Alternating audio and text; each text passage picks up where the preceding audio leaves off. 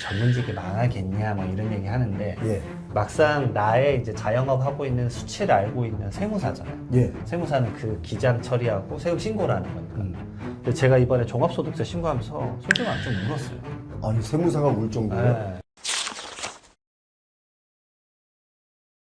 오늘도 아주 귀한 분 모시고 함께 하도록 하겠습니다. 이정훈 세무사님 모셨습니다. 어서 오십시오. 네, 반갑습니다. 자, 세금 문제. 우리나라 사람들이라면 누구나 피해갈 수가 없죠. 또 어떤 소득이 있으면 무조건 세금은 따르게 마련입니다. 그런데 세금을 내가 어떻게 절세를 하느냐, 아니면 세금 관련 공부를 하지 않고 그냥 사업을 하다가는 열심히 돈만 벌고 세금 내고 나니까 마이너스더라. 이런 분들이 많습니다. 그래서 새로운 대통령도 탄생했고 앞으로 우리가 어떻게 이 세금 관련 문제를 잘 헤쳐나갈지 짚어보도록 하겠습니다. 요즘에 자영업 하시는 분들 정말 너무 힘듭니다. 맞습니다. 자영업 하시는 분들은 세금 어떻게 합니까? 세금을 안 내요. 왜냐, 망했거든. 다 망했습니다. 아니, 전 지금 깜짝 놀랐잖아요. 근데 진짜 망해서 세금을 못 낸다 이거죠. 저는 이제 누구보다 마이크로적으로 보잖아요, 대표님. 좀 더 세밀하게. 네, 왜냐하면 그분들이 얼마 벌었고 얼마 썼는지 보는 사람입니다. 네. 그러니까 뭐 그분들이 예를 들어서 내가 사업을 하는데 가족한테는 야 얼마 벌었어 하면은 않는 소리 한다. 전문직이 망하겠냐 뭐 이런 얘기 하는데 예. 막상 나의 이제 자영업 하고 있는 수치를 알고 있는 세무사잖아요. 예. 세무사는 그 기장 처리하고 세금 신고를 하는 거니까. 근데 제가 이번에 종합소득세 신고하면서 솔직히 말하면 좀 울었어요. 아니 세무사가 울 정도예요? 네, 그러니까 마음이 아파서? 마음이 아팠어요. 진짜 진심으로. 왜요? 그 정도예요? 왜냐면 이제 종합소득세 그 홈택스 가면 이제 그동안에 얼마 벌었는지 이렇게 종합소득세 신고 도움 서비스라는 게 있어요. 예. 그래서 얼마 매출 벌었고 쭉쭉쭉 정보가 나와요. 예. 그동안에 2년간 얼마 벌었고 뭐 이런 게 나옵니다. 근데 이제 그분이 요식업 하시는 분이셨어요, 사장님이. 예. 매년 그 요식업 매출 한 줄만 딱 나와요. 예. 그러니까 내가 코드랑 사업자명이랑 이제 매출 얼마. 그렇지. 근데 아래 한 두세 줄이 더 있는 거예요. 예. 근데 저는 이제 사업자를 상대하는 세무사니까 딱 알죠. 이제 코드 번호가 있어요. 업종 예. 코드가 940913, 그다음 940918, 예. 940919란 코드가 있습니다. 예. 그 코드 딱 보자마자 전 아는 거죠. 이거 뭐 그 예를 들면 그분들이잖아요. 배달 서비스 하시는 분들, 또 퀵 서비스 하시는 분들, 뭐 대리기사님들 이런 분들의 그 업종 코드 아니에요? 그거? 맞습니다. 정확하게 알고 94 코드. 예. 그러니까 사업자 등록증이 없이 그냥 인적 프리랜서 분들. 예. 근데 여기서 또 하나가 이제 그것도 있어요. 이게 이삿짐 센터 직원도 있어요. 그러니까 말 그대로 와 물어보지도 못했어요. 왜냐면 그거잖아요. 자기 일요일날 쉴 때 하셨. 그쵸. 네. 왜냐면 안 하면 직원 인건비 못 주고 자기 망하니까. 금액이 큰 것도 아니에요. 1년간 해서 뭐 요거는 700만 원. 근데 더 슬픈 게 한 개만 한 게 아니란 얘기잖아요. 예. 대리운전도 하다가 일자리 비면 이삿짐 센터도 가고 뭐 하면 퀵도 했다는 얘기잖아요. 그러니까 그러면 세금 내는 그 종목이 여러 개일 거 아니에요? 맞아요. 사업자가 여러 개인데 예. 근데 그분이 그러게 했는데도 손실을 못 메꿨어요. 그래서 세금이 0원. 손실을 못 메꾼다는 게 소득이 없는 겁니까? 아니면 소득은 어느 정도 조금은 있더라도 그 지출이 더 많은 겁니까? 뭡니까? 소득이 이제 예를 들어서 번 게 매출이 2억인데 예. 쓴 게 2억 5천만 원인 거예요. 그러니까 말 그대로 자기 임대료 내고 직원도 사실은 파트타임으로 다 바꾸고 했는데도 예. 나간 경비가 2억 5천인 거예요. 야, 너희 거기 가게, 너희 회사 매출이 얼마니? 2억인데 그러면 야, 돈 많이 버네. 이렇게 말할 수 있는데 알고 보면 마이너스 5천만 원이다. 맞습니다. 제가 가끔 이렇게 이제 자영업자분들 컨설팅이나 강의 갈 때마다 말씀 딱 드리는 게 있어요. 자, 사장님들 김밥집 매출 얼마 정도 벌면 플러스가 될까요? 라고 물어봐요. 그거 어떻게 되는 거예요? 얼마 정도 있을 것 같아요, 대표님? 글쎄 뭐 가게 규모에 따라 다르겠지만. 맞습니다. 예. 조그만 일반적인 김밥집 있잖아요. 예. 연애 매출이 한 7, 8억 나와야 돼요. 7, 8억? 예. 그래야 그나마 남아요. 예. 잠깐만요. 세무사님. 이게 지금 많이들 모르세요. 뭐 김밥집 한 대니까 2, 3억 벌면 너 1억 가져가겠지 하시는데 5억 이하 벌면 대부분 마이너스입니다. 잠깐만요. 우리 세무사님 여기 하나 짚고 넘어갑시다. 왜냐면 지금 우리 시청자분들이 깜짝 놀랄 텐데 김밥집 보통 테이블 한 7, 8개 있는 김밥집 정도. 맞습니다. 아니면 더 적은 김밥집도 많이 있잖아요. 맞아요. 그런데 아무튼 7, 8개, 5, 6개 있다고 치고 여기가 7억 정도의 매출이 올라야 된다는 거예요? 그러니까 월에 적어도 5천 이상. 5천만 원 이상이면 1년에 뭐 6억 정도? 그렇죠. 월에 5천이면 하루에 100한 60만, 70만 원. 그렇죠. 근데 대부분 주말이나 쉬는 날이 하루 있으니까 워크데이로는 24일, 23일이죠. 그러면 거의 뭐 한 180만 원. 네, 거의 200 넘어야 될 수도 있고 200? 워크를 20일로 잡은다고 그러면. 그 200만 원이 매출이 오른다고 생각하세요? 안 오르잖아요. 그래서 김밥값이 올라갔는데도 김밥집을 닫는 거예요. 그러니까 김밥이 가격이 올라가면 남는 게 많아야 되는데 김밥 가격을 올려도 남는 게 없는 거지. 그렇죠. 그러니까 김밥집을 안 하는 겁니다. 근데 소비자는 그래 생각하는 아니, 거죠. 뭐 김밥 한 줄이 5,000원씩 하냐. 5,000원에 팔아도 남는 게 없으니까. 그래서 기계 사서 어머님 대신에 말아가지고 써는 거 기계에 두고 그러시잖아요. 예. 그래도 돈이 안 남는 거예요. 그래서 제 주변에 김밥집 죄다 문 닫았어요. 그러니까 안 되니까 거기서 반찬 파시고 같이 막 믹싱을 하는 거죠. 예전에 김밥 천국이라는 프랜차이즈가 유명했죠. 정말 동네 곳곳에 있었어요. 맞아요. 지금 안 보여요. 없어요. 그죠?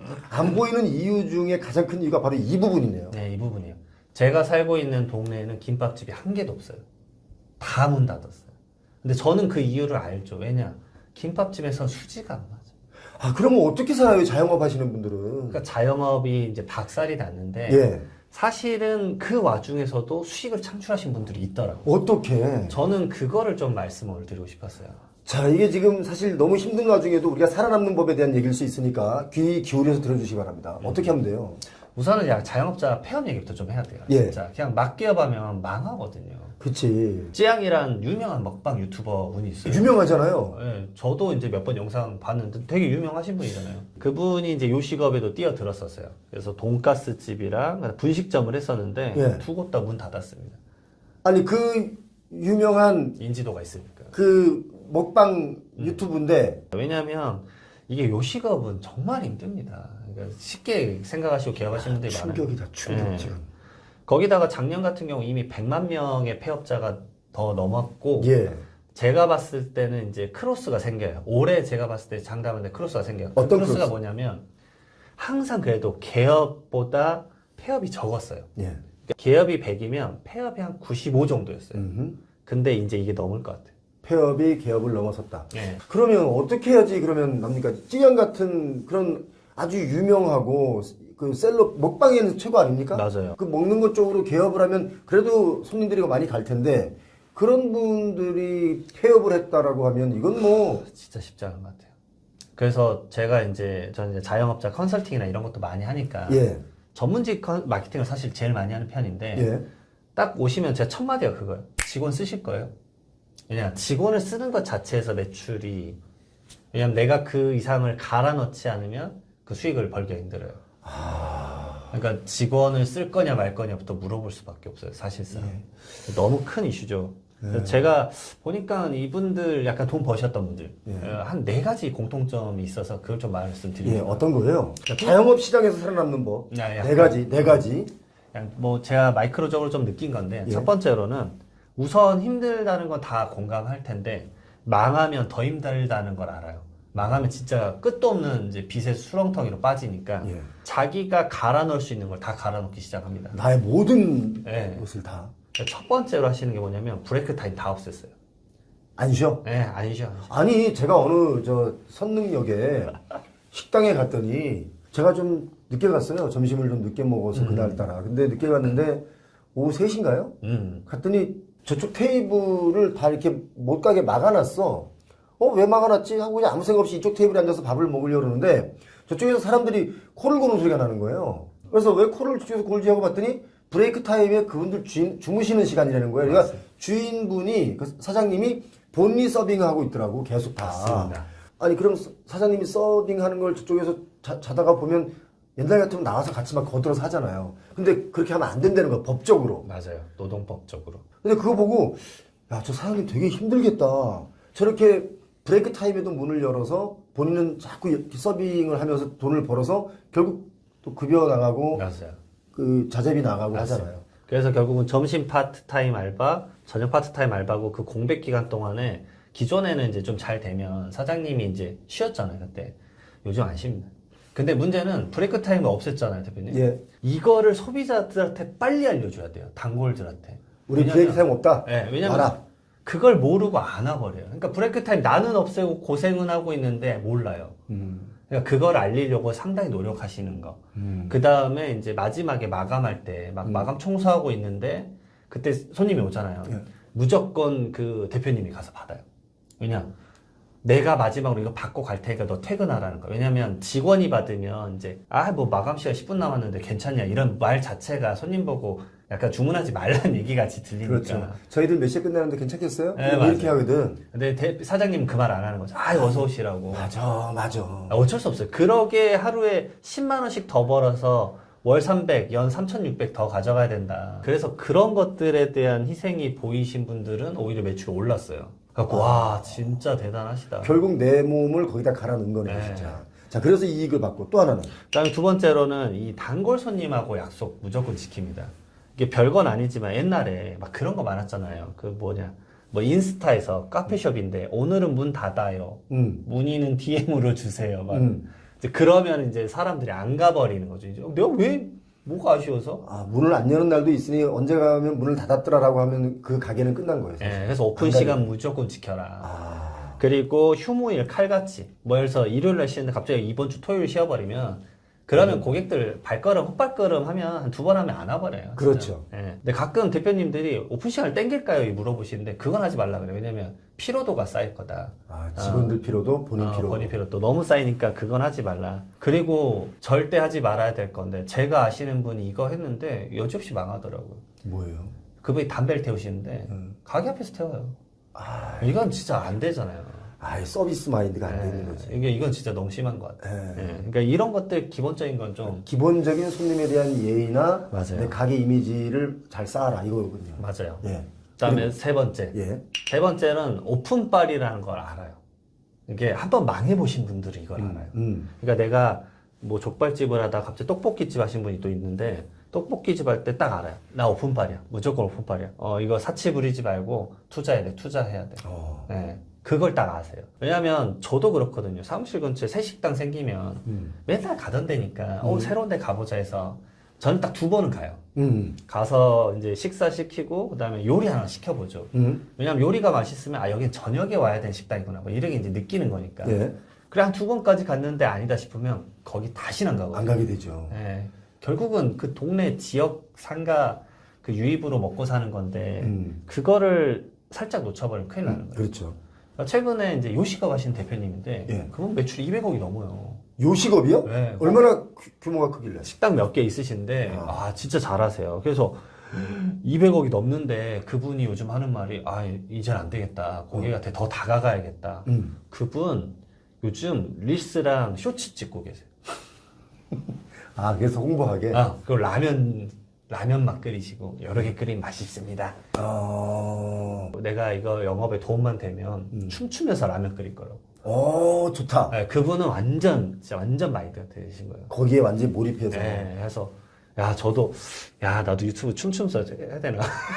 아니 저는 그분에 대해서 그렇게 생각해요. 개인적으로 내가 성장을 원한다면 이것저것 가릴 때가 아니에요. 나의 모든 역량을 동원해야 되는데 그렇다면 나의 모든 역량이라는 그 범위가 내가 해왔던 게 아니라 어너더의 영역이거든요. 맞아. 다른 영역이기 때문에 나는 춤을 못 추지만 그래도 내가 춤추면서 라면 끓이면 사람들이 좋아하니까 춤을 출래. 라는 춤 추는 건 어너더 레벨이었어요. 근데 처음에는 어색하지만 해보는 거지. 그러니까 이거 말고도 내가 그동안 그냥 살던 대로 살면 안 된다. 맞습니다. 좀 더 다른 나로 살아야 된다. 특히나 은퇴하신 분들이 창업하거나 개업을 하면 그 예전에 마지막에 관리직으로 있다 나오셨잖아요, 대부분. 이거 못 내려놔요. 그러니까 막 고개 숙이고 이런 걸 해야 되는데 못 하세요. 그래서 제가 은퇴자 강의도 많이 가는데 안 하실 거면 아예 하질 마라. 왜냐하면 고개를 못 숙일 거면 하지 마세요. 왜냐하면 선생님은 손님을 맞이하는 사람이다. 절대 의리다. 근데 절대 간만하다가 갑자기 의리 되면 안 되실 건데 연습을 하시던가 아니면 아예 하지 마라. 왜냐면 차라리 그 은퇴 자금으로 그냥 매일 놀러 다녀라.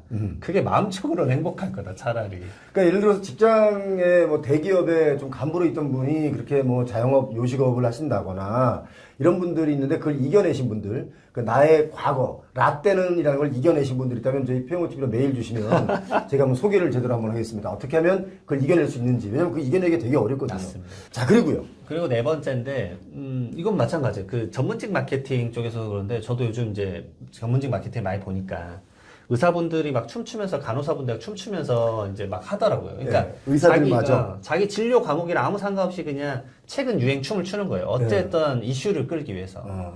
그걸 보면서 느꼈는데 와 이거 대단하다라는 건데 한편으로는 이제 개업을 막 하신 분들은 이제 마케팅을 잘 몰라요. 솔직히 말하면 저야 이제 제 채널을 막 처음부터 마케팅을 하면서 해봤던 캐릭터랑 그걸 아는데 마케팅에만 몰입하시면 안 돼요. 그렇지. 진짜 실력이 있어야지. 음식이면 음식, 맞아요. 서비스면 서비스. 마케팅만 몰입하면 사실 뭐 외부 업체나 이런 분들이 반짝 해줄 수는 있어요. 근데 이게 장기적인 고객으로 이제 전환율이라는 게 있는데 지속 가능하진 않다. 예, 전환율을 사실 이해를 못 하시더라고요. 그러니까 예를 들어서 영상 하나가 뭐 100만이 터졌다. 예. 그러면은 외부에서 봤었을 때는 진짜 그 제 주변에도 그래요. 정말 너 영상 유튜브가 100만이 터졌던데 뭐 너 이제 엄청나다 막 이거 어디서부터 설명해야 될까? 이게 전환율이라는 게 있는데 예. 전환율로 장기 고객으로 넘어가야 되는데 예. 이걸 잘 모르시고 막 자극적인 영상이나 그런 것에만 너무 현혹될 때가 있다. 그러니까 내실 먼저 말씀하신 대로 내실 엄청 탄탄히 다지고 그 다음에 그게 영상으로 넘어가고 터졌을 때 그거를 나의 전환율을 바꾸는 연습도 해봐야 된다. 그러니까 자영업으로 살아남기가 정말 하늘의 별 따기고 제가 예전에 그런 말씀 드린 적이 있습니다. 뭐냐면 아예 안 되면 이거 때려치고 장사나 하지 뭐 이런 사람들 많았었어요. 말도 안 되는 그런데 진짜 말도 안 되는 소리. 자영업, 이 장사 이거 진짜 솔직히 말씀드리면 아무나 하는 게 아니고 아무나 성공하는 것도 아니라는 걸 저는 자영업 그 장사를 제가 몇 번 해봐서 망해봐서 압니다. 제가 솔직하게 말씀드리면 몇 번을 망해봤어요. 그런데 망할 때마다 느끼는 거지만 아무나 하는 건 아니다. 네. 지금 현재 하고 있는 여러분들께서 하고 있는 그 일에 충실을 더하는 것이 어쩌면 때려치고 다른 거 하지 뭐라는 것보다 훨씬 더 좋은 일이다. 맞아요. 특히나 이 전문직군들한테 제가 많이 말하는 게 그거거든요. 뭐, 너 전문직이니까 뭐 당연히 먹고 말도 안 되는 소리 하지 마. 진짜. 너가 실력이 있는지 누가 알아. 진짜. 예를 들어서 내가 뭐 엄청 로펌이나 큰 데 있다가 나와가지고 이제 기존에 영업 풀이 있어서 뭐 한다 그러면 모르겠지만 일반적으로 이제 막 개업하신 분들은 후배들이 가끔 물어보니까 정신 차려라. 망한 사람 진짜 많다. 미국 같은 경우는 어떤 특정 지역에서 내가 이제 사업을 하려고 하면은 6개월인가 무조건 교육받고 와야 되거든요. 예. 그러니까 그런 기본적인 교육 없이 우리나라는 너무 이제 뛰어드니까. 자영업의 비율이 그래서 높잖아요, 우리나라가. 우리나라가 상당히 높죠. 예. 상당히 높습니다. 제가 자영업의 비율이 높은 걸 이건 좀 정확하게 우리 정책 만드시는 분들이 좀 알았으면 좋겠고 미래 정책에 대해서 관심 있는 행정가들이라면 제 이야기 좀 귀담아 들었으면 좋겠다. 그 자영업자의 비율을 줄일 수 없다면 인위적으로 자영업자의 비율을 줄이는 방법은 기업이 잘 되는 겁니다. 대기업, 중소기업, 소기업 다 잘 돼야 자영업이 줄어듭니다. 근데 대기업, 중소기업, 소기업들이 자꾸 어려워지고 힘들어지면 결국 나와서 하는 게 자영업이란 말이죠. 근데 자영업이 결과론적으로 잘 되려면 무엇이 살아야 되느냐? 문화가 살아야 돼요. 문화가 살면 무슨 일이 벌어지느냐? 관광으로 옵니다. 그럼 관광 수입을 맞추려면 자영업자가 많아도 괜찮아요. 유럽 가보면 자영업자의 비율 높지 않습니까? 유럽은 거의 관광 컨텐츠 개발을 잘해서 그 관광객들이 해외 여행 가는 사람들 유럽 많이 가지 않습니까? 근데 대한민국도 이제 그렇게 관광 컨텐츠를 개발해야 되는데 대한민국이 그런 관광 컨텐츠를 개발하지 못하고 매일 보면 지자체 예산 내려주는 거 보면 거의 뭐 그 벚꽃 축제 같은 거 하고 있단 말이죠. 또 오히려 벚꽃 축제가 나쁘다의 개념이 아니라 이런 것들 저런 것들을 좀 잘 좀 이렇게 예산을 쓰여질 곳에 내려줘가지고 그걸 좀 더 확대화시킨다면 관광산업 만들 수 있다. 그런데 그걸 못 만드니까 자영업자분들이 너무너무 힘들어지고 또 폐업도 많이 하고 그런다는 게 아닌가 제 생각이 들어요. 얼마 전에 종합소득세 신고 다 했지 않습니까? 가장 가슴 아팠던 건 어떤 겁니까? 방금 말씀드렸었던 것처럼 이제 그 자기가 이제 알바 뛰으면서 이제 사업체에다가 속된 말로 돈을 이제 꼬라박고 있는 거. 이게 첫 번째고. 손실난 거는 이제 좀 너무 많으셨고. 이제 가장 슬펐던 건 사실 그거예요. 이제 세무사님 그 파산 신청할 거예요. 그러면 어때요, 마음이? 이제 좀 좋지는 않아요. 솔직히 말하면 파산 신청하면 어떠한 삶을 살아야 되는지 아니까. 근데 이제 빚이 감당이 안 되니까. 근데 그분이 사업이 안 된 것도 아니에요. 왜냐면은 거래처가 돈을 안 줬어요. 그러니까 흑자도산 느낌이 돼버리니까. 예. 어디 그런 게 많더라고요. 보니까 그 어떤 광고 대행사 보니까 그 왜 부동산 분양 광고 같은 거 하지 않습니까? 맞습니다. 그러니까 보통 그 이모 자산운용사라고 그 나름대로 꽤 큰 자산운용사예요. 거기서 이제 무슨 부동산 분양물에 대해서 뭐 CF도 찍고 뭐 이렇게 한 게 있나 봐요.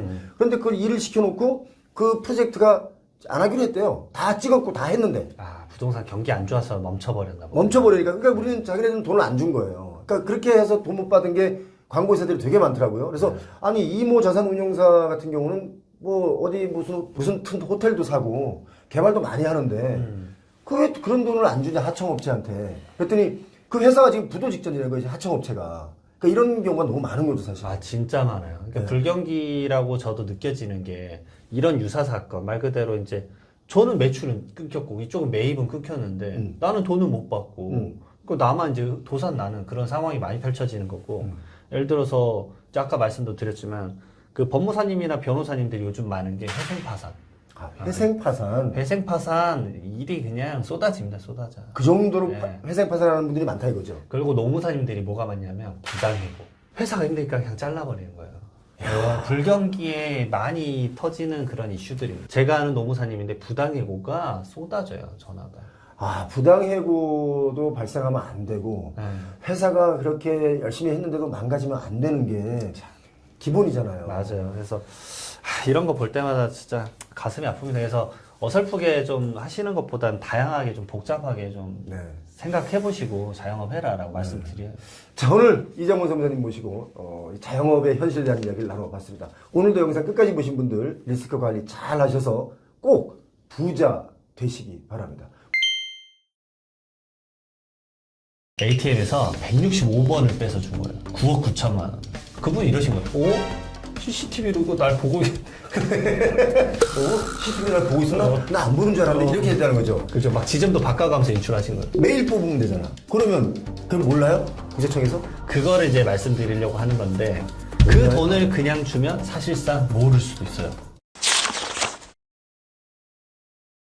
자, 여러분의 궁금한 세무 관련된 것을 가장 잘 설명해 주신 이장훈 세무사님 모시고 오늘 시간 함께 하겠습니다. 어서 오십시오. 네, 안녕하세요. 제가 요즘 가장 많이 받는 질문, 물론 세무사님은 이런 질문 뭐 많이 받으니까 너무나 많은 걸 꿰뚫고 있겠지만 그런 거 있지 않습니까? ATM 기계, 자동 인출 기계 있지 않습니까? 네. 현금 인출 기계에서 뽑아서 자녀분들에게 이렇게 주면 뭐 그거 세금 안 걸리지 않느냐? 그래서 나는 조금씩 얼마 뽑아서 얼마를 준다 이런 분들이 되게 많아요. 생각보다 많거든요. 맞습니다. 이거 정말 안 걸립니까? 아니면 어떻습니까? 제가 그런 분들한테 그 질문을 먼저 물어봐요. 예. 최근에 현금 100만 원 이상 뽑아본 적 있느냐? 돈을 뽑는 법을 모르세요. 첫 번째로. 일단 잠깐만. 현금 100만 원 뽑아본 적이 없는데요, 저는? 생각보다 없으실 거예요. 왜냐면 저도 지난 10년간 거의 없거든요. 계속 카드를 쓰거나 뭐 이거지. 맞습니다. 또 요즘은 뭐 주차비도 다 카드로도 받고. 맞습니다. 심지어 대리비도 다 카드로 받고. 맞습니다. 그러니까 현금을 쓸 일이 거의 없으니까 네. 뽑을 일이 거의 없죠. ATM에서 한 번에 뽑을 때 한도가 얼마인지 모르시는 분들이 많아요. 그래서 얼마예요? 그런 예전엔 600만 원인가 500만 원. 일회 출금이 100만 원, 하루에 600만 원. 아, 하루 600만 원. 네. 그러니까 그런 분들이 이렇게 말씀하세요. 아니 그러면 하루에 그냥 1억 뽑아서 주면 되지 않냐? 1억이 안 뽑힌다니까요. 이걸 모르시는 거예요. 못 뽑죠. 네, 그러니까 아예 기본적으로 이 곰곰이 이것에 대해서 이제 잘 생각을 안 해보고, 그럼 이렇게 하면 될 것 같은데 이게 제가 강의를 많이 가잖아요. 예. 강의 가서 이렇게 말을 하면 뭔 소리 하는 거야? 그냥 돈 뽑아서 주면 되는 거 아니야? 라고 이제 물어보세요. 이러겠어요. 그러면은 언제 뽑아보셨어요? 물어보면 안 뽑아봤는데. 그렇지. 네. 그리고 이제 또 하나 이제 본질적으로 얘기를 하는 거죠. 그러면 100만 원 이상 현금을 써본 적은 언제세요? 하면 없지. 그러니까 그래 간단히 생각하시니까 선생님이 이걸 아무것도 모르고 물어보는 거다. 그 말씀을 드릴 수밖에 없더라고요. 그러니까 뽑아서 주면 걸리는 거죠. 아무튼 많이 뽑지도 못하면서. 맞습니다. 보이스피싱 막으려고 하는 거예요. 사실 보이스피싱 막으려고. 보이스피싱 막으려고 돈의 한도를 줄여놓은 거다. 맞습니다. 그렇지, 줄여야지. 그래서 기사에 이런 것도 있어요. 이런 기사 계속 지속적으로 나오잖아요. 예. 기사 제목이 이거예요. ATM에서 600만 원 인출하던 보이스피싱 인출액 현행범 체포. 그러니까 기사에 뭐가 나와요? 600만 원밖에 못 뽑았는데 그거 뽑다 잡힌 거예요. 근데 저는 그거 잡는 것도 참 신기하더라고. 경찰분들이 대단한 거야. 왜 그러냐면 예. 이런 게 있어요. 물론 이제 이게 인출할 때랑 입금할 때 얘기긴 한데 입금 받으면요 100만 원 이상 입금 받으면 30분간 계좌가 묶여요. 그러니까 막 그런 제도들도 있어요. 그러니까 이 보이스피싱을 막으려고 사실은요 현금을 쓰지 못하게 제도화돼 있어요. 보이스피싱이 너무 기승을 부리는 거죠. 맞습니다. 자, 그럼 이거 하나 여쭤볼게요. 600만 원씩 매일 뽑으면 되잖아. 그러면 30일 뽑으면 1억 8천이 아니에요. 그럼 몰라요? 구세청에서? 그거를 이제 말씀드리려고 하는 건데 그 돈을 그냥 주면 사실상 모를 수도 있어요. 그 돈이 그냥 어디로 갔는지 그거를 국세청 직원분들이 매일일이 보고 있진 않죠. 그렇겠지. 그러게 한가하지 않죠, 네. 사실. 그러면 문제는 그런 돈을 많이 뽑았다라는 얘기는 뭐냐? 그 분명 자녀를 줘서 자녀가 그걸로 분명 무언가를 샀을 거예요. 아, 그게 고액의 뭔가 부동산이거나 아니면 그게 전세 자금이거나 분명 이런 거거든요. 그럼 만약에 안 썼어 자녀분이. 안 썼다면 바로는 포착되지 않을 확률이 높아요. 오. 근데 언젠가는 써야 되겠죠. 근데 나중에 이제 세무조사 같은 거 할 때, 당신 600만 원씩 보니까 2달을 뽑았다. 어디다 썼냐, 이 돈 어디 났냐, 현금 어디 있냐. 따질 거 아니에요? 바로 증여세 조사가 나오지 않아요. 대부분 그러면은 상속이 일어나고 나서 조사가 일어날 때가 많거든요. 그 현금 언제 뽑았냐. 그러면 자녀는 돈 뽑아놓고 부모님 죽을 때까지 기다려야 되는데 그 돈을 못 쓰는 사실상 불가능하죠. 네, 사실상 그 돈을 못 써버리는 꼴이 되는 거죠. 그러면 ATM에서 돈 뽑아서 잘 주면 안 걸리는 거네요? 근데 그 돈을 어차피 못 쓴다, 자녀도. 못 쓴다. 네, 왜냐면은 이게 PCI 기법이라는 게 있어요. 예. 그러게 ATM에서 돈을 뽑아서 자녀에게 준 사람이 있었어요. 근데 그게 잡혔어요. 얼마 줬을 것 같습니까? 얼마를 줬길래 잡혔어요? 제가 이거 항상 이제 강의 때마다 이걸 우스갯소리로 얘기를 해요. 그러면 이제, 부모님의 사랑이 진짜 끝이 없다. 그 뭐야? ATM에서 165번을 뺏어 준 거예요. 9억 9천만 원. 165번을 뽑았다고요? 네, 165일을 뺀 거죠. 165일 동안 600만 원씩? 네. 야, 이건 대단하신 거예요. 이거는 죄송하십니다만 이건 바보 아니에요? 이거 바로 걸리잖아요. 안 걸렸어요. 안 걸렸다가 왜 걸렸냐? 예. 이 돈은 결국은 자녀가 큰 어떤 것에 쓸 때 걸리는 거거든요. 그러니까 주택을 취득을 하면은 취득자금 소명을 해야죠. 너 그 돈 어디서 나서 그 주택을 살 수 있었어? 요즘 그런 거 국세청에서 조사 많이 합니다. 지금. 맞아, 엄청 많이 해요. 예. 진짜 엄청 많이 하고 그걸 국세청만 하는 게 아니라 한국부동산원이랑 시군구청에서도 하거든요. 원래 여기 두 개가 먼저예요. 예. 그리고 나서 증여 의심이 되면 국세청에 이관을 시키는 거예요. 예. 그다음에 거기서 문제가 생기면 바로 검찰 넘기죠. 네. 그리고 이걸 알고 있기 때문에 이분은 주택 취득하라고 준 게 아니라, 왜냐, 주택 취득하면 바로 걸린다는 걸 또 아셨어. 공부를 나름 좀 하셨어. 네. 그래서 뭐를 하셨냐면 이걸로 전세 자금을 준 거예요. 자녀 이름으로 전세를 10억짜리 전세를 가입을 한 거예요. 전세는 안 걸려요? 그 돈 어디서 사는지 다 걸리죠? 전세도 걸려요, 맞습니다. 네. 왜냐면 전세도 이제 전월세 신고제라는 제도도 있고, 그 다음에 PCI 기법으로 다 잡혀요. 그러니까 P는 이제 약자인데 프로퍼티라고 자산의 증가. 예. 그러면 한 10억이 증가된 거죠, 이분은. 왜냐면 자기 이름으로 강남에 그 전셋집 전세금을 낸 거예요. 플러스 이제 C는 컨섬션. 예. 5년간 너 돈 얼마 썼어? 알고 봤더니 한 2억 쓴 거예요. 예. 그리고 마이너스 I는 인컴. 근데 너 5년간 얼마 벌었어? 3억 번 거예요. 네. 너 그럼 9억 어디서 났어? 그렇지. 너가 도저히 너의 자금으로 전세 자금을 넣을 수가 없는데 예. 어디서 난 거야? 예. 까봐. 봤더니 결국은 부모님이 열심히 뽑아서 준 돈으로 전세 자금을 줬던 거. 예. 그래서 걸리게 됐고 그분이 이러신 거예요. CCTV로 이거 날 보고 CCTV 날 보고 있었나? 나 안 보는 줄 알았는데 이렇게 했다는 거죠. 그죠? 막 지점도 바꿔가면서 인출하신 거예요. 자, 그러면 예를 들어서 세무사님. 그러면 걸렸어. 그 다음에 조치는 어떤 걸 당합니까? 그러면 바로 이분은 이제 증여세 추징을 당하는데 얼추 간단하게 계산하면 증여세가 한 8, 9억 정도 되잖아요. 예. 여기에 대해서 한 2, 3억 낸다고 보시면 돼요. 가산세까지. 2, 3억 정도? 근데 그 누가 내냐? 예. 우리나라는 수중자, 받은 사람이 내요. 자녀가 그 돈을 내야 돼요. 그 돈 어디 있어요, 자녀가? 없죠. 그러면 그 자금을 또 누가 내줘요? 부모님 또 내주죠. 예. 그럼 내주는 것에 대한 증여세가 또 붙고, 증여세에 대한 증여세가 또 붙고, 증여세에 대한 증여세가 또 붙고. 증증이네, 증증. 네. 그러면은 확 증가돼요. 그러면, 자, 우리 이제 이 얘기는 사실상 많은 분들이 궁금해 하실 수 있는데, 그러면 ATM기에서 뽑아서 어느 정도 선까지는 국세청에서 용인이 되는 건지, 이런 게 궁금하잖아요. 제가 봤을 때는 생활비 수준은 괜찮을 것 같아요. 생활비 수준. 왜냐면 생활비 쓰라라고 현금을 줄 수 있잖아요. 왜냐면 이 사람이 이제 이럴 수 있거든요. 자녀가 신용 불량자일 때가 있어요. 예. 제 고객도 그런 분이 있었어요. 예. 그러니까 사업을 쫄딱 말아먹은 거예요. 자녀분이. 네, 그래서 답답하다 이거 써라 이런 식으로 준 거예요. 막 카드를 주기에는 좀 그래가지고 왜냐면 자녀가 카드로 막 리볼빙하고 막 이상한 거 할 것 같으니까 카드 깡 같은 거 하고 있고. 예. 그러니까 이제 현금을 주기적으로 좀 주셨어요. 그래서 이걸로 생활해라. 왜냐면 그분이 또 부모님이랑 못 살겠다고 해가지고 나가 살면서 해갖고 그런 건 어쩔 수 없죠. 피부양자의 생활비라고 볼 수 있으니까 그런 거 소명 한번 잘 해보겠다. 근데 그런 게 아니라고 한다면 사실상 자산을 축적한다. 그러면은 그거는 가액의 문제와 상관없이 전부 다 증여가 될 수 있다. 자, 그럼 이거 하나 여쭤볼게요. 생활비가 각자 다를 거 아닙니까? 맞습니다. 얼마 전에 어떤 분이, 어떤 학생이 한 달에 2천만 원인가 2,500만 원의 용돈을 받는다는 거예요, 부모님한테. 근데 그 용돈이 2,500만 원이면 이게 안 맞잖아요, 우리 현실과. 그래서 세무조사가 이루어졌다. 이런 얘기들이 있더라고요.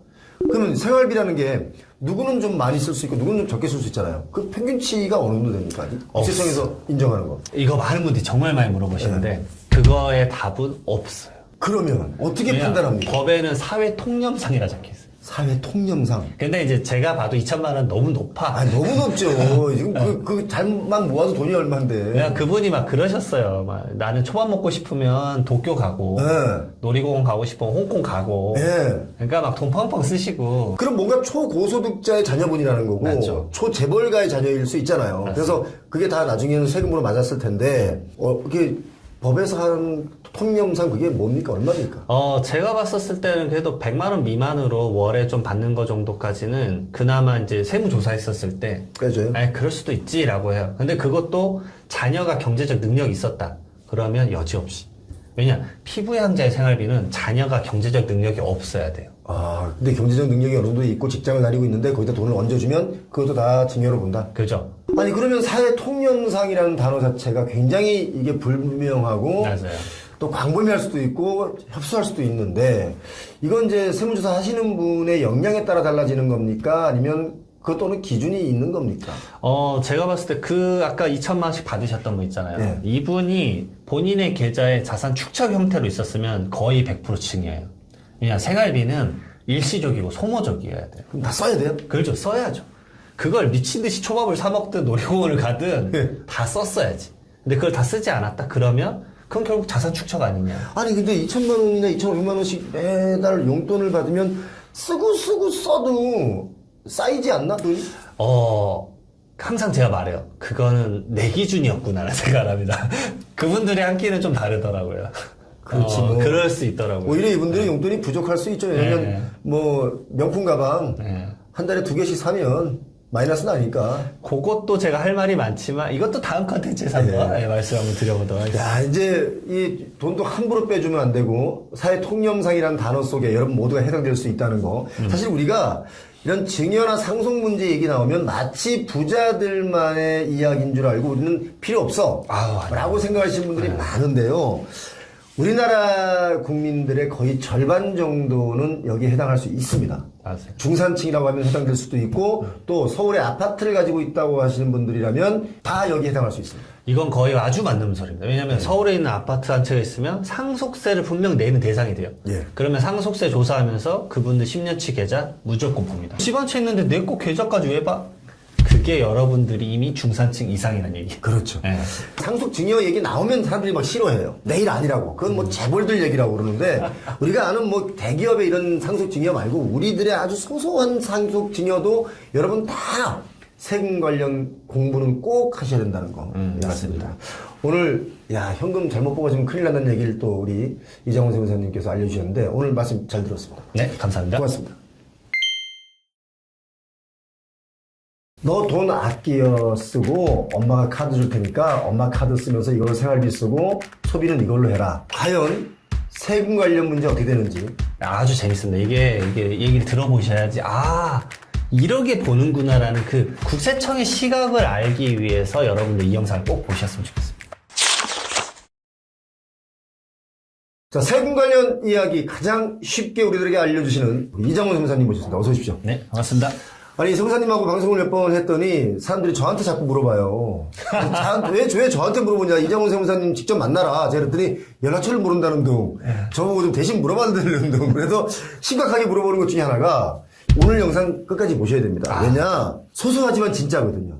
진짜 이런 분들 많거든요. 맞습니다. 너 돈 아끼어 쓰고 엄마가 카드 줄 테니까 엄마 카드 쓰면서 이걸 생활비 쓰고 소비는 이걸로 해라. 맞습니다. 라는 부모님들이 꽤 많습니다. 자, 이거 과연 세금 관련 문제 어떻게 되는지 엄마 카드 써도 됩니까? 뭐 한두 번 쓰는 거야 문제가 없겠지만 이게 또 있습니다. 이게 돈을 자녀가 버냐 안 버냐로 또 나눠져요. 아주 재밌습니다. 이게 얘기를 들어보셔야지, 이렇게 보는구나라는 그 국세청의 시각을 알기 위해서 여러분들 이 영상을 꼭 보셨으면 좋겠습니다. 아, 궁금하다. 진짜 궁금하다. 왜냐면 주변에 저한테 이 질문 하신 분이 많고, 또 엄마 카드를 쓰는 그 이유 중에 하나가 남편이 있는 가정주부분이 이제 남편의 소득도 있긴 있지만, 이제 자기 부모님이 준 카드 쓰면 남편의 소득은 저축할 수 있잖아요. 그래서 쓰는 분도 있고, 맞아요. 또 어떤 분들 제가 아는 분은 의사거든요? 개인 병원 조그만 거 하는 의사분인데, 부모님이 좀 돈이 있나 봐. 근데 본인이 좀 연세가 연로하셔요. 근데 그분 엄마 카드를 쓰면서 자기가 벌어들이는 소득은 거의 다 안 쓰고 이렇게 묶어두는 거야. 그러니까 자기는 증여나 이런 거 없이 자기 돈만 그대로 묻어 있고 엄마 돈을 쓰니까 소비만 하고 있으니까 자기는 그 세금하고 관련 없다 이렇게 말씀하시는 분들이 있길래 요거 좀 정리 좀 한번 해주시죠. 네. 우선은 제가 이제 오프라인 강의든 그다음에 이제 제가 이제 지금 기획하고 있는 이제 유료 강의 또 있는데 예. 제가 왜 이런 거를 하냐면 이제 강의 갈 때마다 제일 많이 물어본 질문이 이런 거. 이거예요? 네, 이것도 있고 전에 찍었던 ATM 뭐 이런 것들. 지난번 영상 ATM. 네, 맞습니다. 그것도 진짜 반응이 좋았어요. 이것도 꼭 같이 보셔야 돼요. 예. 이렇게 이제 많이 물어보시는 것들이 있는데 사실 본인의 케이스엔 정말 어떻게 해당하는지 궁금하거든요. 제가 딱 들어보면 모든 세금의 웬만한 질문들은 5분 이내에 99% 답변 돼요. 그래서 제가 간단한 강의나 이런 것만 들어봐도 된다라고 많이 말씀드리거든요. 네. 엄카 찬스에 대해서 좀 말씀을 드려보면 첫 번째로 자녀가 아직 경제적 독립을 못한 상태다. 그러면 엄카 찬스 대부분 괜찮아요. 대부분 써도 된다. 네, 대부분 오케이. 적절한 우리가 지난번에 얘기했던 맞습니다. 사회 통념상 그 범주 내에서 쓰면 괜찮다. 네, 맞습니다. 왜냐면 이 자녀가 아직 경제적 능력이 없으니까. 그리고 요즘 사회 현상이잖아요. 캥거루족. 이거 이미 데이터도 나와요. 예. 왜냐면 부모님 2030의 이제 70%가 사실 캥거루족이어서 이게 부모님 돈 쓴다 그러더라고요. 부모님들이 여유가 있으면 뭐 해주겠지만 여유가 없는 본인은 너무 힘들어요, 진짜. 맞습니다. 자, 어쨌든 피부양자 생활비로 볼 수 있기 때문에 국세청에서도 해당 사항을 어느 정도 인지하죠. 사실 그 자녀가 이제 써봤자 뭐 스터디 카페, 커피숍 이런 거 쓸 거니까. 그 정도는 뭐 사회적 문제로 인식해서 편의를 좀 봐주는데, 근데 당연하다고 생각하면 안 돼요. 왜냐? 이걸 악용한 사람이 꼭 있어요. 어떻게 악용을 합니까? 자, 이렇게 하는 거예요. 엄마 카드로 명품 가방을 사는 거예요. 그리고 그 명품 가방을 자기가 거기에 파는 거예요. 중고에. 당근 잡, 네. 당근에 팔아버리는 거죠. 그래서 현금화 시키는 거예요. 그러면 어찌 보면 자산 형성을 하게 된 꼴이 된 거잖아요. 네. 왜냐면 이 매출에 대한 매출 원가는 이제 어머니 카드로 썼고 매출은 자기 걸로 올리고 있으니 속된 말로 이거 깡한 거 아니냐. 깡이죠, 깡. 네. 결국은 이러면은 이제 증여가 될 수 있어요. 결국은 고액의 소비는 오해를 받을 수밖에 없습니다. 그러니까 예를 들어서 이런 게 어쩌다 한 번 있으면 맞습니다. 우리 자녀가 뭐 나름대로 현금성 뭐가 좀 필요했나 보다라고 해서 한 번은 하겠지만 이게 계속 반복적으로 일어나면 이건 뭐 완벽하게 자산 형성으로 가는 거잖아요. 그렇죠. 뭐 예를 들어서 전자기계나 휴대폰 막 이렇게 몇백만 원짜리 뭐 10개 사서 팔고 막 이건 이상하잖아요. 이상하지. 네. 다행이다 이러고 따지면. 왜냐면 카드로 집 안 사서. 그러면 이제 사회 초년생이 됐다. 자녀가 이제 돈을 벌기 시작하는 거예요. 그러면 그때부터는 이제 더 이슈가 되죠. 부모님 마음에서는 사실 도와주고 싶어요. 왜냐하면 사회 초년생 연봉 해봤자 높지 않잖아요. 그렇죠. 뭐 3천, 4천쯤 되니까. 예. 거기다가 너가 직접 소비까지 하고 대중교통도 쓰고 뭐 회식비도 하고 점심 먹으면 남는 것도 없네. 뭐 이런 생각 들죠. 얼마나 힘들겠어, 솔직히. 남는 것도 없죠, 솔직히. 근데 아파트는 뭐 10억씩 훌쩍훌쩍 넘겨버리니까 야, 너 결혼이나 하겠냐, 뭐 이래버리니까. 그렇죠. 뭐 한 20년 모아도 안 될 것 같고. 아유, 정확히 서울 아파트를 3년 세대가 돈을 모아서 살려면요. 불가능합니다. 강남의 경우는 여러분 놀라지 마십시오. 140년 걸립니다. 서울 중위권 아파트 살려면 제가 볼 때는 적어도 50년은 걸립니다. 네. 예. 그 정도니까 아무튼 청년들 힘든 거 여러분 이해하셔야 되고 부동산 가격이 정상화돼야 된다는 얘기 자꾸 제가 드리는 이유가 청년들 너무 힘들면 미래 세대가 힘들면 맞아요. 결국 우리 그 5060 세대들도 많이 힘든 거거든요. 제가 이렇게 얘기했더니 표용은 너는 집이 있냐 자꾸 물어보시는 분들이 있는데 저 집이 있어요. 뭐 제가 집이 없어서 집값 안정화된다고 말하는 그 얄팍한 사람 아니니까 그런 질문 저한테 댓글로 달지 마시고 영상 잘 보시고. 자, 어쨌든 부모 명의 카드. 이제 자녀가 쓴 거 솔직히 말하면 국세청이 다 바로 모르죠. 그거 누가 보고 그렇죠. 있겠어요. 엄마가 썼는지 뭐 자녀가 썼는지 네. 어떻게 알아. 근데 문제는 이제 여러 상황에서 사실 펼쳐지는 거고 이제 여러 가지 문제가 있어요. 상속증여뿐만이 아니라 여러 가지 문제가 파생됩니다. 네. 예를 들어 이런 거 있잖아요. 칠순된 엄마 카드로 30대가 나이트클럽에 갔었으면 엄마가 나이트 갔을 일은 없을 거 아니에요. 맞아요. 뭐 이런 식으로는 다 국세청에서 나름대로 체크를 하려고 하는 거죠. 맞습니다. 아주 정확하게 핵심을 말씀 주셨어요. 네. 이게 먼저 이제 증여세 문제나 상속세 문제가 발생을 하는 건데 네. 바로 결론부터 말씀드리면 증여세 같은 경우는 실질적으로 이제 소비 패턴 이런 것들 본단 말이에요. 예. 그러니까 처음에 일상적으로 살아생전에는 거의 안 걸려요. 예. 왜냐하면은 이거 카드 썼는지 안 썼는지 모르잖아요. 예. 근데 자녀가 이제 부모님이 살아 있었을 때 이제 걸리는 이유는 갑자기 자녀가 주택을 산 거예요. 주택을 샀는데 너 어떤 자금으로 샀어? 그래서 이제 뭐 이제 당당하게 취득 자금 소명을 해요. 내가 번 돈으로 하고 대출 받아서 했다. 근데 번 돈이 이제 예를 들어서 총 급여가 이제 세전이 5천만 원인데 돈을 소비한 게 하나도 없어요. 그럼 어떻게 이걸 다 모을 수 있어서 너는 일상생활을 어떻게 한 거야? 한 푼도 안 쓰고 어떻게 살았지? 그걸 첫 번째로 그렇게 생각하세요. 그걸 어떻게 알아, 국세청이? 예. 당연히 알죠. 알기 너무 쉽습니다. 왜냐? 어떻게? 우리 연말정산할 때 신용카드 소득공제 그 내역 다 나오잖아. 다 나오지. 얼마 썼는지 다 나와요. 2천만 원, 3천만 원 다 나오잖아. 심지어 어디서 썼는지까지 다 나오잖아요. 네, 막 병원 어디나 다 네. 나오잖아요. 보험료 다 나온단 말이에요. 그러니까 그 금액이 일상적인 그 직장인들의 평균 금액이 있단 말이에요. 그래도 월에 50에서 100씩을 쓰면 1년이면 1,500씩을 쓴단 말이에요. 근데 그게 1년에 막 100만 원도 안 돼. 누가 봐도 이거는 이제 엄마 카드 썼다. 그럼 엄마 카드 딸깍 봤더니 엄마 카드 갑자기 소비량이 1년에 5천만 원, 막 7천만 원. 그러면 이거 뭐냐? 이래 갈 수 있는 거죠. 합리적으로 생각을 하셔야 돼요. 그건 당연히 걸리는 거다. 네, 그러니까 상호작용으로 잘 걸리는 거고. 예. 근데 상속이 방금 말씀하셨던 그 이슈예요. 그럼 이것도 또 두 가지로 나눠집니다. 어떻게 해요? 첫 번째로는 먼저 본인하고 부모님이 사는 지역이 다르다. 카드 쓸 때. 네. 그러면 이제 여지 없죠. 뭐 예를 들어서 부모님은 부산에 계시는데 나는 서울에서 직장 생활을 해요. 근데 엄마 카드가 자꾸 막 GS 편의점, 강남역점 막 이렇게 끊겨. 예. 그러면 이게 뭐예요? 뭐 하남시에서 긁고 네. 강남에서 긁고 그러면 야, 이 사는 사람은 부산인데 이렇게 되고 말이 안 되는 거죠. 심지어 같은 서울도요. 예를 들어 강남 압구정동에 사시는 부모님이 어떤 분이 계신데 이분이 이제 자녀분에게 카드를 줬어요. 카드인데 이 자녀분은 마포에 살아요. 근데 마포에서만 계속 그 마트나 맞아요. 편의점이나 식당이나 이런 데서 카드가 긁히는 거야. 이 정도 거리도 오해받을 수 있죠. 아니 이거 오해받은 게 아니고 이게 걸렸어요. 맞아요. 예. 왜냐면은 거래 차이가 이 정도도 1시간 걸리거든요, 솔직히. 아니 국세청에서 물어보더래요. 아니 팔순 되신 어르신이 매일 그렇게 마포에 가서 편의점 가시냐고. 그러게 에너지가 넘치시냐고. 그러니까 아니 그 동네도 있는데 왜 자꾸 마포에 가서 편의점 가시냐고. 맞아요. 그랬다는 거예요. 그리고 또 보니까 그 자녀분이 출퇴근하는 시간에 많이 썼다는 거예요. 그렇죠. 시간 봐요. 그러니까 아니 부모님이 그 시간에 출근하시냐고. 여러분들 사업하면은 세무조사할 때 뭘 보냐면요. 예. 카드 사용이 저녁 6시 이후 다 봐요. 왜냐? 일과 시간 이후인데 너가 왜 긁었냐? 이거 업무랑 관련 없다. 두 번째, 예. 주말에 쓴 거 다 봐요. 왜냐? 사업을 주말에 왜 해? 근데 저는 이제 할 말이죠. 세무사는 난 지금 솔직히 저 주 7일 일하거든요. 주 7일. 너무 흥분해서 말이 헛나왔는데. 제가 주 7일 일한 지가 벌써 거의 10년이 돼 가는데. 그러니까 저는 이제 사무실 근처에서 긁고 점심 먹을 수 있죠. 아니 중소기업 하시는 분들 있지 않습니까? 대기업도 마찬가지겠지만 중소기업 하시는 분들은 다 주 7일이에요. 24시간 근무 주 7일 근무예요. 밤새도록 그 일 생각하는데 맞습니다. 그러니까 주말이라고 일 안 하지 않거든요. 그렇죠. 주말이라고 일 안 하고 뭐 일요일이라고 쉬고 국정 공휴일이라고 쉬는 중소기업 사장은 아유, 벌써 망했어요. 중소기업 사장이 워라벨이요. 무슨 말입니까? 워라벨이 없어요. 네, 워워워죠. 워. 진짜. 일만 하는 거죠. 네. 근데 저는 그런 거 가지고 국세청에서 너무 토요일날 무슨 일을 하냐라고 묻는 것 자체는 좀 잘못됐다라고.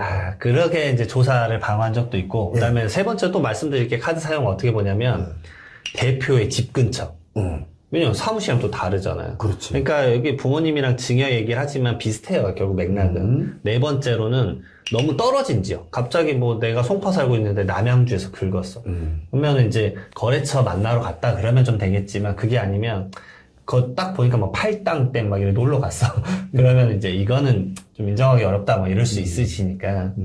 그러니까 부모님하고 예를 들어서 사는 지역이 비슷하다. 그러면 이제 어떻게 보느냐 사실상 사용 내역을 봐요. 사용 내역을 봐요. 네. 같은 지역에 산다. 네. 왜냐하면 상속이 펼쳐지기 전에 대부분의 부모님들이 심근경색이나 그 자동차 사고 아닌 이상에는 대부분 와병하다 돌아가세요. 예. 그러니까 최대 짧게는 뭐 최소 몇 달, 그 다음에 뭐 진짜 짧으면 한 4주 만에 돌아가실 때도 있고, 예. 최대는 막 몇 년씩 와병 하시잖아요. 예. 상속세 하면요, 사망진단서에 사망 원인이 다 나와요. 제가 상속세 얼마나 많이 하는데, 그러면 조사관이 물어봐요. 어쩌다 돌아가셨어요? 그러면, 아, 와병하다 돌아가시고, 이래 말하게 되잖아요. 그러면은 돌아가시기 전 최소 이제 뭐 몇 년 와병을 했는데, 엄마 카드로 사용 내역이 막 이런 게 나오는 거예요. 뭐뭐 당구장, 뭐뭐 필라테스, 뭐뭐 카레 전문점, 뭐뭐 스크린 골프장. 이 믿겠냐고요. 안 믿죠. 네. 와병 중에 그런 데 갈 리가 없잖아요. 네, 요거 나오면 다행인데, 한 단계 더 나가요. 이제 손주의 학원비, 막 태권도장, 그거는 그것도 걸리죠. 중요하죠. 네, 영어 학원, 그 다음에 뭐 어디 손주 장난감, 게임 구매 내역 이런 거 나오는 거예요. 그러니까 아니, 지금 많은데 그런 할머니, 할아버지들? 많으시죠. 근데 이제 그런 소규모의 금액은 이제 물론 다 주겠지만 1억에 본다라는 거예요. 그 내역이 몇 년간 쌓이면 가랑비에 옷 젖듯이 예. 아니 제가 한두 건이면 그냥 조사관님도 이제 쓱 넘어가 줄 수 있는데 이게 내역이 무슨 10년간 많죠. 이런 거 내역 봤더니 그냥 너무 많은 거예요. 그러니까 월 생활비 얼추 쓴다고 막 200씩 써버리는데 그러면 1년에 2,400이고 10년이면 2억 4천이고 예. 그럼 이건 좀 그런데요? 막 이렇게 할 수 있다라는 거죠. 그럼 나중에 증여세나 이런 걸 물게 되면 그것도 한 1억 내잖아요. 예를 들면. 그죠. 그럼 그동안 안 냈던 증여세 다 내고 상속재산에 얹어서 상속세 다 내고 가산세 팍팍팍팍. 제가 아는 분 중에 이제 부모님께서 이제 치매에 걸리셨대요. 그래서 이제 요양원에 들어가신데 그분의 카드를 쓰는 분이 있었어요. 네, 생활비 같은 거 좀 쓰니까. 근데 그 쓰는 이유가 그 요양비며 또 요양에 들어가는 여러 가지 재반 비용들을 이제 카드로 쓴다는 거예요. 거기까지는 뭐 이해했는데 맞아요.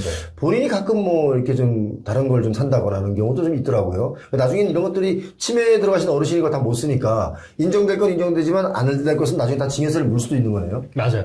요거를 그 세무사님이 어떻게 소명하느냐에 따라서 엄청 천차만별의 세이가 나요. 중요하구나. 같은 돈을 써도 다르구나. 그래서 저는 이거 스토리를 짜기 위해서 상속인들이랑 얘기를 계속 나누는 거예요.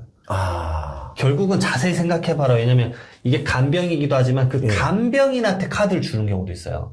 당신이 간병을 좀 잘해달라고 월마다 한도 정해서 이걸로 그냥 식사하시고 쓰세요. 근데 마치 이게 자녀가 쓴 것처럼 오해받을 수도 있거든요. 그러면 저는 샅샅이 뒤져가지고 그 사용 내역 위치를 봐가지고 봐라. 자녀는 지금 강남에서 일하는데 어떻게 남양주 요양원 근처에서 쓰냐.